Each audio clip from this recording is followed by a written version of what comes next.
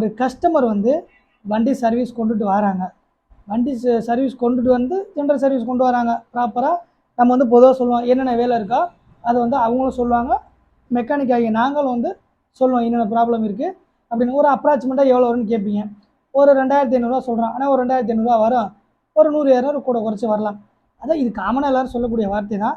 ஏன்னா நம்ம பிரிக்கும் போது ஒரு போல்ட்டு போகலாம், ஒரு நட்டு போகலாம், சின்ன சின்ன ஏதாவது ஸ்பேர் போகலாம். நம்ம சொன்ன 2500 2500 பார்க்க முடியாது. சரிங்களா? கண்டிப்பாக ஒரு 100 கொடுத்து தான் வரோம்.